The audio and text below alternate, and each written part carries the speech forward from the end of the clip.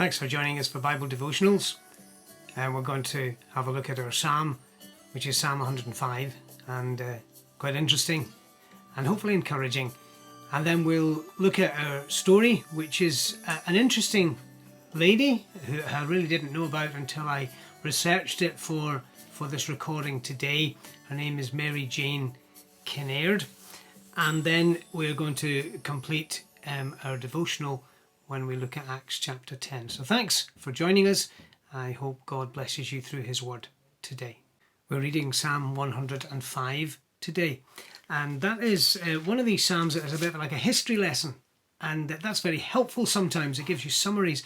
And as I read through the Bible, I discover certain chapters in the Bible are a bit of a summary of the history of the nation of Israel.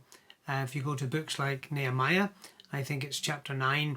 If you go to Acts chapter 7 and other passages in the Bible, give us a background, give us a history to the nation. Now in Psalm 104, which we looked at in the last recording, we thought about God and creation, the wonder, the marvel of God's creation. Today it's God and the nation, which is the nation of Israel, the wonder and marvel of God's dealings with the nation of Israel. And we're going to see that in the first 7 verses, there are wonders and works that God talks about. It says this: "Oh, give thanks unto the Lord, call upon his name, make known his deeds among the people, sing unto him, sing psalms unto him, talk you of all his wondrous works, glory you in his holy name, let the heart of them rejoice that seek the Lord. Seek the Lord and his strength, seek his face for ever or evermore. Remember his marvellous works that he hath done, his wonders and the judgments of his mouth. O you seed of Abraham, his servant, you children of Jacob, his chosen. He is the Lord our God. His judgments are in all the earth." And in that section, you might have picked up that it talks about God's deeds. It talks about his wondrous works. It talks about his marvellous works and his wonders. And it talks about all the things that God has done. Now, it's a good thing sometimes to sit back and reflect on what God has done. And the psalmist is reflecting on God's dealings with his people. Sometimes life throws things at us that we don't expect. Sometimes we get stressed, well, I do at least. Sometimes there are things that really hassle us and we can hardly think straight. And this psalm reminds me, I need to sit down and contemplate the wonderful works of God. The wonders, the things he has done, the way he has handled my life, the way he has blessed me, the things that I appreciate, his marvellous works. And I need to sit and reflect on them. But when I come to the second part of the Psalm, Psalm 105, of course, if you've just joined us, from verses 8 to 45, a big chunky section, he talks about God's covenants with this nation, his covenant, his commands, his words. Let's read a selection of verses from that section. Verse 8, he hath remembered his covenant forever, the word which he commanded to 1,000 generations, which covenant he made with Abraham, and his oath unto Isaac, and he confirmed the same unto Jacob for a law, and to Israel for an everlasting covenant, saying, unto thee will I give the land of Canaan, the lot for your inheritance, when you were but a few men in number, yea, very few, and strangers in it. They went from one nation to the other, from one kingdom to another people. And so God begins to describe how he brought them to their land. And he has a covenant promise about their land. Now, there are various aspects and various covenants in the Old Testament. And the Jew are God's covenant people to whom God has made promises and commitments. And he describes their land. Well, it's very interesting in this section because it takes us back to Joseph. And Joseph, this is the one time that we discover how painful life was for Joseph. But if you read through this, and I'm not going to read with you Psalm 105, but you read it, you will find he talks about the promises of God being lived out in the circumstances. Again, I need to remind myself that present circumstances don't always indicate how things are going.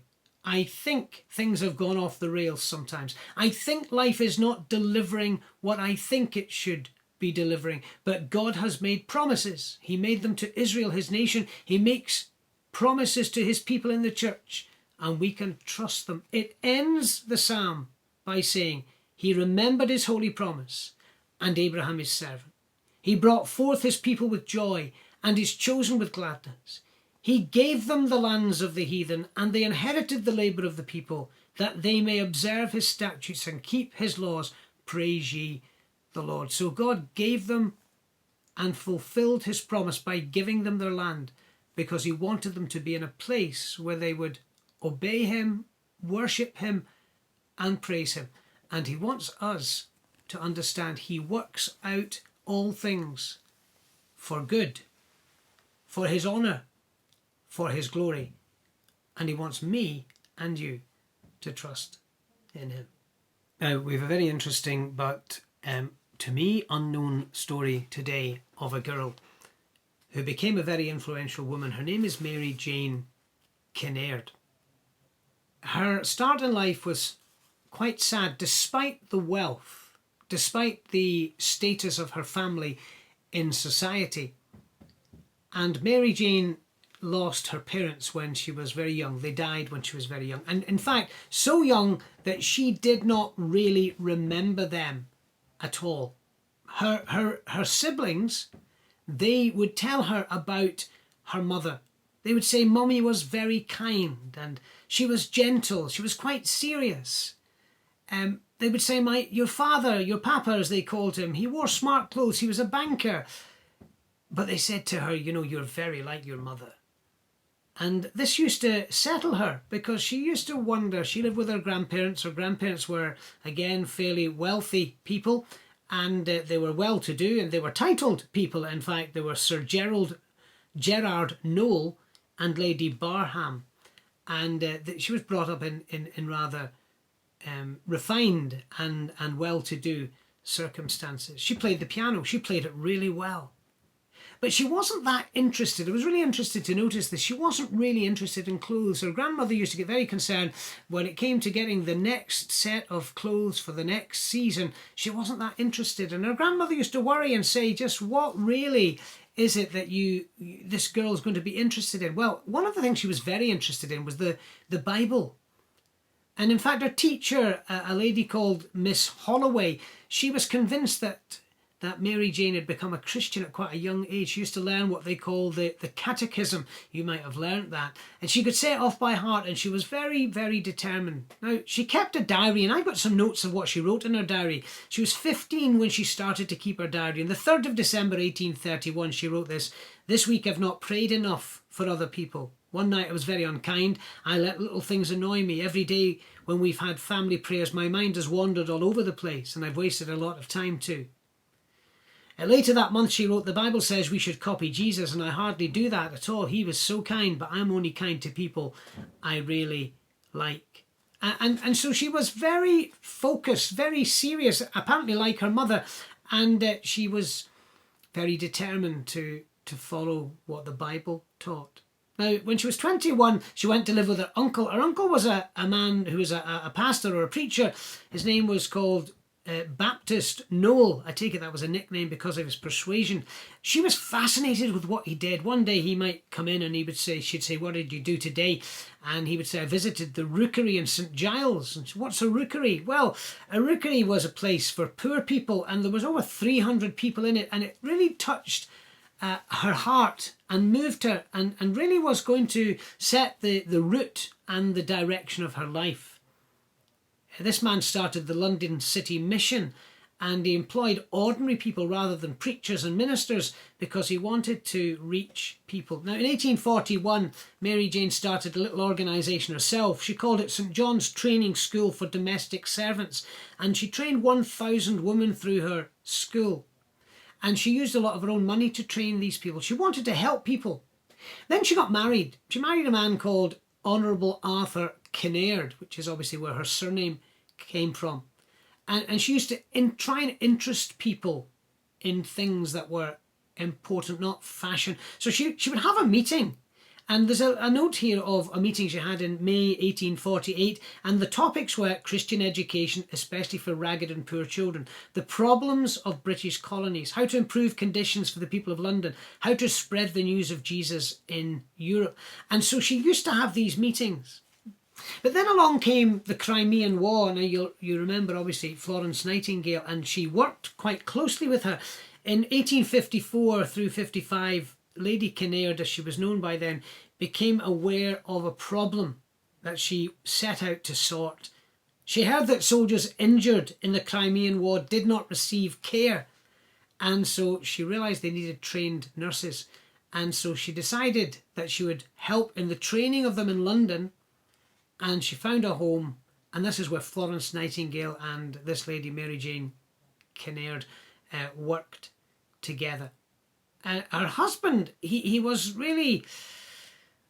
concerned. He said, what's going to happen when the war's over with all these trained nurses? Well, she said, I think we could start a home where we could use them to care for people.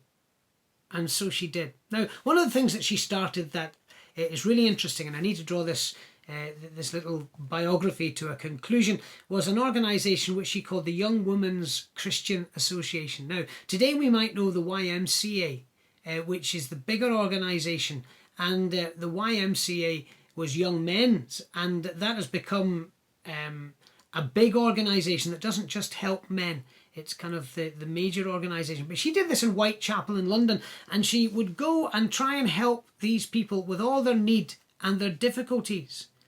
And she would bring them and help them. But she didn't really see this work flourish particularly. She was dying at this stage in her life. And the last few days of her life, she encouraged her daughter to take over from where she'd left off. And when Lady Mary Jane Kinnaird died and went home to heaven, her work on earth went on and continued. And actually, the place of safety they started in Whitechapel in London was called the Kinnaird Rooms. Here is a woman of a great passion and desire to reach people with the gospel and to help people in their great need. May God help us to have a vision to do things like that as well. Today we're looking at Acts chapter 10, and we're thinking about the character of a man called Cornelius. Now I was interested to notice Cornelius was a military man, and Cornelius was what you might call a Roman military officer, and the particular battalion or regiment that he worked in, we're told, is called the Italian regiment. In fact, it says in Acts chapter 10, there was a certain man in Caesarea called Cornelius, a centurion of the band called the Italian band, or we would say the Italian regiment or battalion. Now it says in verse 2, he was a devout man and one that feared God with all his house. And he gave much alms to the people and prayed to God always. So we have a little bit of background on this man here. It's a really interesting thing. He's devout, he's God-fearing, he gives generously, and he prays. These are great characteristics for anyone, aren't they? To be devout, to be God-fearing, to be a person who is generous with what they have to help others. But Cornelius was to discover that that wasn't enough to bring him into a relationship with God. He was a good man, he was a respected man, but one day he had a vision, and in the vision he saw an angel coming to him and telling him to send to a town not so far away, a place called Joppa, and to ask for a man called Simon, whose surname was Peter, and he was in the house of a man called Simon, a tanner. And he was told that he was to go and get him. Well, this is a very interesting story, because in Acts chapter 10, Peter has this vision on the roof of the house, and he's told by God that he's not to call anything unclean, because to a Jew to help or associate with a Gentile was contaminating, and it was contrary to what they believed the law taught them. So Peter's to discover an amazing lesson that day. The gospel is for everyone. That's a wonderful thing, isn't it? The gospel is for everybody. And Peter was to discover that. Cornelius was to discover that God actually is acting in the world and bringing about circumstances so that people can know him. Now, one of the things I find very interesting about Cornelius is what he did with his time when his servants went off to find Peter. He sends them off to find Peter, and they have to make a little bit of a journey. It's a bit further than what I kind of indicated earlier. I'm sorry about that. I should have made that clearer. But the journey takes them enough time. I think it's a couple of days. I'm just struggling for the exact verse here. But they have to go and find Peter in Joppa and bring him back. And in the meantime, we find Cornelius is collecting people to listen to Peter. He's going to bring them. So they arrive at Peter's house, they stay overnight. On the next day, they go away with him. And it says, Cornelius waited for them and had called together his relatives and his friends. Now, when Peter arrives in the house, Cornelius drops to his knees and basically worships him. Peter says, no, I'm just a man. Don't do that. So here's a high-ranking military officer who understands so clearly that God is speaking. He misunderstands that maybe the servant of God was to be worshipped, which he wasn't, of course, to be. And at the end of this story, Cornelius is brought face to face with the gospel. He's confronted with the grace of God. He's confronted with the work of the Lord Jesus Christ. And he's caused to understand that Jesus Christ is the Son of God and that he can know salvation through faith in his name. Now, it's a wonderful thing when people get saved. It's a wonderful thing when people you don't expect to get saved. And this is an encouraging story to get out with the gospel. To remember that God is interested in people from all sorts of backgrounds, and the gospel is to the whosoever. And well, I trust you'll be encouraged as you listen to this, that God might use you to reach somebody that you never expected to be reached with the gospel. And God might save a Cornelius, somebody of high rank and importance. There's not many of that part of society that get saved, but thank God there are some, as 1 Corinthians chapter 1 teaches very clearly. God bless you. Thank you for listening.